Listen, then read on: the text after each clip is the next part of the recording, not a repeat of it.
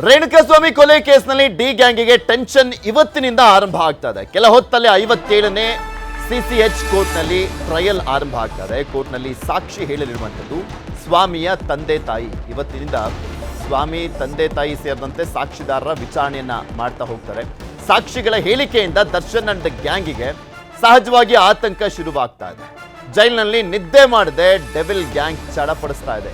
Video conference ನಲ್ಲಿ ಹಾಜರಾಗ್ತಾರೆ ದರ್ಶನ್, ಪವಿತ್ರ ಸೇರಿದಂತೆ ಯಾರೆಲ್ಲ ಟೋಟಲಿ 7 ಜನ ಜೈಲಿನಲ್ಲಿದ್ದಾರಲ್ಲ, ಜಾಮೀನು ರದ್ದಾಗಿ ಅವರೆಲ್ಲರೂ ಕೂಡ ವಿಡಿಯೋ ಕಾನ್ಫರೆನ್ಸ್ ಮುಖಾಂತರ ಹಾಜರಾದ್ರೆ ಉಳಿದಂತ 10 ಜನ ಕೋರ್ಟ್ಗೆ ಹಾಜರಾಗ್ತಾರೆ. ಉಳಿದ ಆರೋಪಿಗಳು ಡೈರೆಕ್ಟ್ ಆಗಿ ಕೋರ್ಟ್ಗೆ ಬರುವಂಥದ್ದು. ಕೆಲ ಹೊತ್ತಲ್ಲೇ ರೇಣುಕಾಸ್ವಾಮಿ ತಂದೆ ಕಾಶಿನಾಥಯ್ಯ ಹಾಗೂ ರತ್ನಪ್ರಭಾ ಅವರು ಹಾಜರಾಗ್ತಾರೆ. ಇದ್ರ ಬಗ್ಗೆ ಮಾತನಾಡ್ತಾ ಹೋಗೋಣ. ಅದು ಇಲ್ಲಿ ಪ್ರಮುಖವಾಗಿ ಟ್ರಯಲ್ ವಿಚಾರ ನೋಡ್ತಾ ಇದ್ರೆ ರಿಯಲ್ ಭವಿಷ್ಯ ನಿರ್ಧಾರ ಆಗುವಂಥ ಸಾಧ್ಯತೆ ಇರುವಂಥದ್ದು ದರ್ಶನ್ದು. ಈಗ ಅವರು ತುಂಬ ಏನು ಅವರ ಅಭಿಮಾನಿಗಳಲ್ಲಿ ನಿರೀಕ್ಷೆ ಮಾಡಿದ್ದು ಹೆಂಗೆ ಹೊರಗಡೆ ಬಂದು ಆರಾಮಾಗಿ ಇದಾಗ್ಬಿಡ್ತಾರೆ ಅಂತ. ಯಾವಾಗ ಸುಪ್ರೀಂ ಕೋರ್ಟ್ ಚಾರ್ಟ್ ಏಟ್ ಕೊಡ್ತು ಆವಾಗ ಸ್ಟಕ್ ಆದ್ರು ಒಳಗಡೆ. ಮತ್ತು ಅದಾದಮೇಲೂ ಕೂಡ ಈಗ ಒಂದು ಹಲ್ಲೆ ಮಾಡಿದ್ರು ಮತ್ತೊಂದು ಅದೆಲ್ಲ ಸುದ್ದಿ ಆಯಿತು. ಬಟ್ ಅದು ಫೇಕ್ ಅಂತ ಫೈನಲಿ ಪ್ರೂವ್ ಆಗಿದೆ. ಆದರೆ ಅವರು ಅಂದ್ಕೊಂಡಿದ್ದಂಥ ಒಂದು ಕಾನ್ಫಿಡೆನ್ಸ್ ಏನಿತ್ತು, ಏನು ಮಾಡಿದ್ರು ಜಯಿಸ್ಕೊಬೋದು, ಹೆಂಗಿದ್ರು ನಾವು ಪ್ರಭಾವಿಗಳು ಹಣಬಲದ ಮೂಲಕ ಅಥವಾ ಜನಬಲದ ಮೂಲಕ ಅಥವಾ ಅಧಿಕಾರ ವರ್ಗದಲ್ಲಿರೋರ ನಿಕಟವರ್ತಿ ಸ್ನೇಹದ ಮೂಲಕ ನಾವು ಮ್ಯಾನೇಜ್ ಮಾಡ್ಕೋಬೋದು ಅಂತ ಏನು ಹೇಳಿದ್ರಲ್ಲ, ಸೊ ಆ ಒಂದು ಲೆಕ್ಕಾಚಾರದಲ್ಲಿದ್ದರೆ ಅದಂತೂ ಉಲ್ಟಾಗಿದೆ. ಇವಾಗ ಟ್ರಯಲ್ ಲೆವೆಲ್ಗೆ ಬಂದಿರೋದ್ರಿಂದ ನೆಕ್ಸ್ಟಲ್ಲಿ ಗ್ಯಾರಂಟಿ ಅವರಿಗೆ ಈಗ ಟೆಕ್ನಿಕಲ್ ಎವಿಡೆನ್ಸು, ಇಂಥ ಒಂದು ಪ್ರಕರಣಗಳಲ್ಲಿ ಟೆಕ್ನಿಕಲ್ ಎವಿಡೆನ್ಸು ತುಂಬ ಕ್ರೂಷಿಯಲ್ ಆಗಿರೋದ್ರಿಂದ ಈಗ ಅವರು ಲಾಕ್ ಆಗಿರುವಂಥದ್ದು. ಸೊ ಅದೇ ಟೆಕ್ನಿಕಲ್ ಎವಿಡೆನ್ಸು ಅವ್ರನ್ನ ಇವಾಗ ಏನು ಕತ್ತಲ ಕೋಣೆಯಲ್ಲಿ ಕೂರಿಸಿದೆಯಲ್ಲ, ಅದು ಶಿಕ್ಷೆವರೆಗೂ ಕೂಡ ತಗೊಂಡು ಹೋಗುತ್ತೆ ಅನ್ನೋದ್ರ ಅನುಮಾನ ಇಲ್ಲ.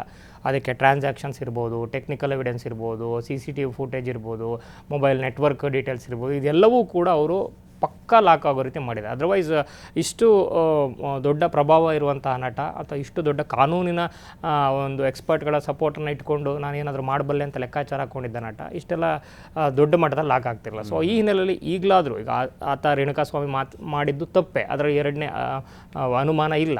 ಆದರೆ ಆತನಿಗೆ ಶಿಕ್ಷೆ ಕೊಡುವಂತಹ ಏನು ನ್ಯಾಯಾಲಯ ಅಥವಾ ಪೊಲೀಸು ಎಲ್ಲವನ್ನು ಮೀರಿದಂತಹ ವ್ಯಕ್ತಿ ಏನಲ್ಲ, ಕ್ಷಮೆಗಿಂತ ದೊಡ್ಡದೇನಲ್ಲ, ಅಥವಾ ಅವ್ರನ್ನ ಇಗ್ನೋರ್ ಮಾಡುವಂಥ ವಿಚಾರನೂ ಆಗ್ಬೋದಾಗಿತ್ತು. ಆದರೆ ಅದನ್ನು ಮೀರಿ ಕಾನೂನನ್ನು ಕೈಗೆ ತಗೊಂಡಿದ್ದರಿಂದ ಅನುಭವಿಸುವಂಥ ಪರಿಸ್ಥಿತಿಗೆ ಬಂದಿದ್ದಾರೆ. ಈಗ ಅದಕ್ಕೆ ಪೂರಕವಾಗಿ ಎವಿಡೆನ್ಸ್ಗಳು ಸಿಕ್ಕಿರೋದ್ರಿಂದ, ಐ ವಿಟ್ನೆಸ್ಗಳು ಕೂಡ ಕೆಲವು ಇರೋದ್ರಿಂದ, ಆ ಟೈಮಲ್ಲಿ ಏನು ಪೂರಕವಾಗಿ ಡೆವಲಪ್ ಆಗಿರೋದ್ರಿಂದ ಈಗ ಅನಿವಾರ್ಯವಾಗಿ ಲಾಕ್ ಆಗಿದ್ದಾರೆ. ಅದಕ್ಕೆ ತಕ್ಕದಂಥ ಒಂದು ಶಿಕ್ಷೆನ ಅನುಭವಿಸುವಂಥ ಕಾಲ ಬರ್ತಾ ಇದೆ ಅಂತ ಅನಿಸ್ತಾ ಇದೆ. ಪಟೇಲ್ ರೇ, ಎಸ್, ಕರಾಳ ದಿನಗಳು ಇನ್ಮೇಲೆ ಇನ್ನಷ್ಟು ಘೋರವಾಗಿರುವಂಥ ಚಾನ್ಸಸ್ ಅನ್ನುವಂಥದ್ದಕ್ಕೆ ತೀರ್ಪು ಏನಾಗುತ್ತೆ ಅನ್ನುವಂಥದ್ದೇ ಕುತೂಹಲ. ಈಗ ಎಲ್ರಿಗೂ ಗೊತ್ತಿರುವಂಥದ್ದು ತುಂಬಾ ನಿಷ್ಪಕ್ಷಪಾತವಾಗಿ ಈ ಒಂದು ತನಿಖೆಯನ್ನು ಮಾಡಲಾಗಿದೆ. ಬಟ್ ಎಷ್ಟು ವರ್ಷಗಳ ಕಾಲ ಇವ್ರಿಗೆ ಶಿಕ್ಷೆ ಆಗುತ್ತೆ ಅನ್ನುವಂಥದ್ದು ಅಷ್ಟೇ ಇರುವ ಕುತೂಹಲ ಇಲ್ಲಿ. ಅಫ್ಕೋರ್ಸ್ ಪೃಥ್ವಿ, ಇವತ್ತು ಕೂಡ ಯಾಕೆ ಕೆಲವೊಂದು ತನಿಖಾ ಸಂಸ್ಥೆಗಳ ಮೇಲೆ ನಮಗೆ ವಿಶ್ವಾಸ ಬಂದಿರತಕ್ಕಂಥದ್ದು, ಕೆಲವೊಂದು ತೀರ್ಪುಗಳ ಮೇಲೆ ಯಾಕೆ ವಿಶ್ವಾಸ ಬರ್ತಿದೆ ಅಂತ ಹೇಳಿದ್ರೆ, ಅದು ಸಲ್ಮಾನ್ ಖಾನ್ ರವರ ಕೃಷ್ಣಮುಗ ಹತ್ಯೆ ಕೇಸಿಂದ ಹಿಡಿದು ದರ್ಶನ್ ರವರ ಈ ಒಂದು ರೇಣುಕಾಸ್ವಾಮಿ ಮರ್ಡರ್ ಕೇಸ್ವರೆಗೂ ನಿಮಗೆ ಅವತ್ತು ಅನದರ್ 24 hours ಏನಾದರೂ ಲೇಟ್ ಆಗಿದ್ರೆ ಈ ಹೈ ಪ್ರೊಫೈಲ್ ಕೇಸಿಗೆ ಕರ್ನಾಟಕ ಸರ್ಕಾರ ಅನೇಕ ಘಟಾನುಘಟಿಗಳ ರಾಜಕಾರಣಿಗಳು ವಿಪಕ್ಷಗಳು ಎಂಟ್ರಿ ಆಗಿ ಇದನ್ನ ದರ್ಶನ್ನ ಈ FIR ಅಲ್ಲೇ ಇರ್ತಿರ್ಲಿಲ್ಲ. ಅವತ್ತಿನ ಕಮಿಷನರ್ ಆಗಿರ್ತಕ್ಕಂಥ ಬಿ ದಯಾನಂದ್ ಮತ್ತು ಅವತ್ತಿನ DCP ಆಗಿರ್ತಕ್ಕಂಥ ಗಿರೀಶ್ ಮತ್ತು ACP ಚಂದನ್ ಕುಮಾರ್ ಮತ್ತು ಠಾಣಾ ತನಿಖಾಧಿಕಾರಿಗಳು ಮತ್ತು ಗೃಹ ಸಚಿವರು ಇವರೆಲ್ಲರೂ ಮತ್ತು ಮುಖ್ಯಮಂತ್ರಿಗಳು, ನಿಮಗೆ ಕಮಿಷನರ್ ಬಿ ದಯಾನಂದ್ ಅವರು ಮುಖ್ಯಮಂತ್ರಿಗಳಿಗೆ ಈ ತರ ಒಂದು ಕೇಸ್ ಆಗಿದೆ, ಹೈ ಪ್ರೊಫೈಲ್ ಕೇಸ್ ಆದ ತಕ್ಷಣ ಮುಖ್ಯಮಂತ್ರಿಗಳು ಕೂಡಲೇ ಕಾನೂನು ರೀತಿ ಎಲ್ಲಾ ಕ್ರಮ ಕೈಗೊಳ್ಳಿ ಅಂತ ಹೇಳಿದ್ರು. ಒಂದು ವೇಳೆ ಅವತ್ತು ಮುಖ್ಯಮಂತ್ರಿಗಳು ಏನಾದರೂ ದರ್ಶನ್ ನನ್ನ ಚುನಾವಣೆ ಪ್ರಚಾರವನ್ನ ಮಾಡಿದ್ರು, ಈತ ಮಾಸ್ ಆಕ್ಟರ್ ಮತ್ತೆ ಇವರಿಗೆ ಬೇರೆ ಕಾಂಟ್ಯಾಕ್ಟ್ ಇದೆ ಅನ್ನೋ ಕಾರಣಕ್ಕಾಗಿ ಒಂದು ಕೈ ಚೆಲ್ಲಿದ್ರೆ, ಅವತ್ತು ಕಮಿಷನರ್ ಏನಾದ್ರು ಕೈ ಚೆಲ್ಲಿದ್ರೆ ಅಥವಾ DCP ಕೈ ಚೆಲ್ಲಿದ್ರೆ ಇವತ್ತು ಇಂಥ ಹೈ ಪ್ರೊಫೈಲ್ ಪ್ರಕರಣ ಇವತ್ತು ಹಳ್ಳ ಹಿಡಿದು ಹೋಗ್ತಿತ್ತು.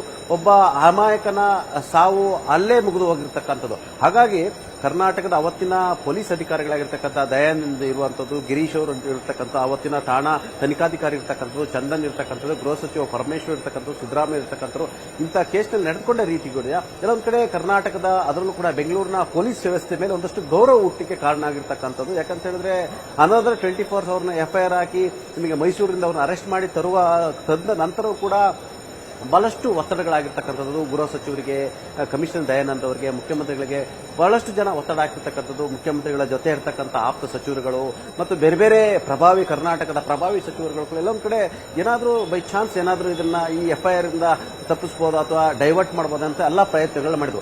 ಅದಾದ್ರೂ ಕೂಡ ಹೈಕೋರ್ಟ್ನಲ್ಲಿ ಅವರು ಬೇಲನ್ನು ತೆಗೆದುಕೊಂಡ್ರು. ಬೇಲ್ ತೆಗೆದ ಮೇಲೂ ಕೂಡ ಸಾಮಾನ್ಯವಾಗಿ ಸರ್ಕಾರಿ ಪ್ರಾಸಿಕ್ಯೂಟರ್ ಸುಪ್ರೀಂ ಕೋರ್ಟ್ನಲ್ಲಿ ವಾದ ಮಾಡ್ತಾರೆ. ಆದರೆ ಈ ಪ್ರಕರಣದಲ್ಲಿ ವಿಶೇಷವಾಗಿ ದಯಾನಂದ್ ರವರು ಸರ್ಕಾರವನ್ನು ಕನ್ವಿನ್ಸ್ ಮಾಡಿ ಖಾಸಗಿ ವಕೀಲರನ್ನ ಸುಪ್ರೀಂ ಕೋರ್ಟ್ ಅಲ್ಲಿ ಇಟ್ಟು ಅವರಿಗೆ 60 ಲಕ್ಷ ರೂಪಾಯಿ ಸರ್ಕಾರದಿಂದ ಬೊಕ್ಕಸದ ಫೀಸ್ ಅನ್ನು ಕೊಟ್ಟು ಆ ಬೇಲನ್ನ ಕ್ಯಾನ್ಸಲ್ ಮಾಡಿಸಿ ಮತ್ತೆ ಅವ್ರನ್ನ ಜೈಲಿನೊಳಗೆ ಹೋಗ್ಲಿಕ್ಕೆ ಕಾರಣಕರ್ತರಾಗೋದು ಕೂಡ ಆ ಶ್ರೇಯಸ್ಸು ಅವತ್ತಿನ ಪೊಲೀಸ್ ಕಮಿಷನರ್ ಆಗಿರ್ತಕ್ಕಂಥ ಬಿ ದಯಾನಂದ್ ಅವರಿಗೆ ಸಲ್ಲಿಸಬೇಕು.